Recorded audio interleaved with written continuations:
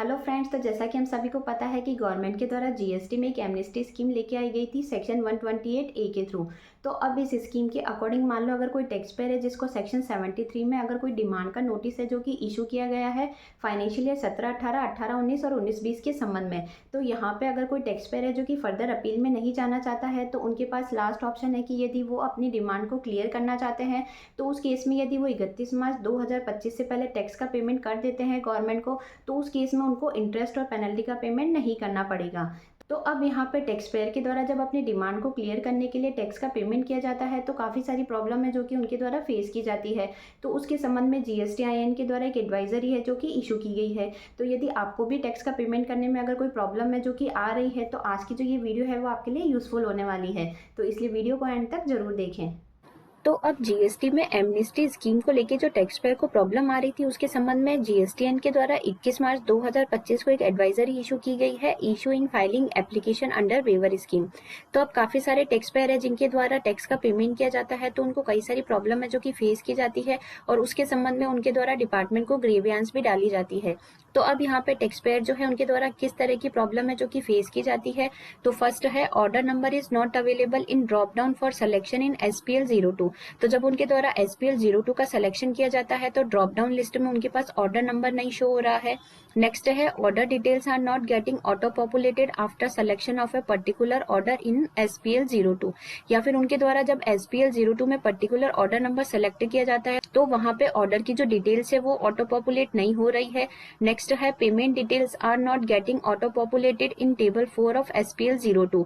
अब यदि मान लो टैक्स पेयर ने यदि अपनी डिमांड को जीरो करने के लिए यदि टैक्स का पेमेंट कर दिया है तो उस केस में SPL 02 की टेबल 4 में उनकी अमाउंट जो है वो शो नहीं हो रही है। नेक्स्ट है after filing the SPL 02 for a demand order the tax payer is not able to make payment using payment towards demand for that order. या फिर टैक्स पेयर के द्वारा जब SPL 02 फाइल किया जाता है पर्टिकुलर डिमांड ऑर्डर के संबंध में तो वहां पे टैक्स पेयर के पास पेमेंट टूवर्ड्स डिमांड का ऑप्शन ही शो नहीं हो रहा है। Also tax payer is not able to adjust the amount paid through DRC 03 against the same demand order using DRC 03A। अब मान लो यदि टैक्स पेयर के द्वारा DRC 03 का यूज करके अगर टैक्स का पेमेंट कर दिया जाता है तो उस पेमेंट को वो DRC 03A से लिंक नहीं करा पा रहे हैं जिस ऑर्डर के अगेंस्ट में उनके द्वारा टैक्स का पेमेंट किया गया है। एंड लास्ट है not able to withdraw the appeal application filed before first appellate authority against a particular order. या फिर मान लो किसी टैक्स पेयर है जिसके द्वारा अपनी किसी अपील के संबंध में फर्स्ट अपीलेट अथॉरिटी के अगेंस्ट में कोई अपील है जो कि फाइल की है और यदि वो उस अपील को विड्रॉ करना चाहता है तो वो विड्रॉ भी नहीं कर पा रहा है। तो अब यदि आप भी जीएसटी एमनेस्टी स्कीम का बेनिफिट लेना चाहते हैं और आप फर्दर अपील में नहीं जाना चाहते हैं तो उस केस में आपके लिए दो डेट है जो कि रिलेवेंट रहने वाली है। एक तो है 31 मार्च 2025 और दूसरी है 30 जून 2025। तो अब यदि आपके पास भी कोई डिमांड का ऑर्डर आया है तो उस केस में आप 31 मार्च 2025 से पहले अपने टैक्स का पेमेंट कर देते हैं तो उस केस में आपको इंटरेस्ट और पेनल्टी का पेमेंट नहीं करना पड़ेगा। अब जैसे ही आपके द्वारा 31 मार्च 2025 तक टैक्स का पेमेंट कर दिया जाता है तो उसके बाद टैक्स पेयर जो है उसके द्वारा एक एप्लीकेशन फाइल की जाएगी वेवर की SPL 01 और SPL 02 के फॉर्म में 30 जून 2025 से पहले। तो अब यहाँ पे GST-IN के द्वारा टैक्स पेयर को ये एडवाइस दी गई है कि tax payer are advise to make a voluntary payment using DRC 03 under category others. After completing the payment they can submit the form DRC 03A to link the payment made in DRC 03 with the relevant demand order. तो अब यहाँ पे tax pair क्या कर सकता है कि यदि उसको अपनी डिमांड को जीरो करना है तो वो फॉर्म DRC 03 में वॉलंटरी पेमेंट के ऑप्शन में जाके अदर कैटेगरी में टैक्स का पेमेंट कर सकता है। जैसे ही उसके द्वारा DRC 03 के थ्रू पेमेंट कर दिया जाता है तो उसके बाद में उसको DRC 03A सबमिट करना है और देन उसके द्वारा जो DRC 03A सबमिट किया जाता है उसको लिंक करना है DRC 03 में जो उसके द्वारा पेमेंट किया जाता है उसको रिलेवेंट डिमांड ऑर्डर के अगेंस्ट में। नेक्स्ट है if payment detail are not auto populated in table 4 of SPL 02 it is advised to verify the same in electronic credit ledger on GST portal.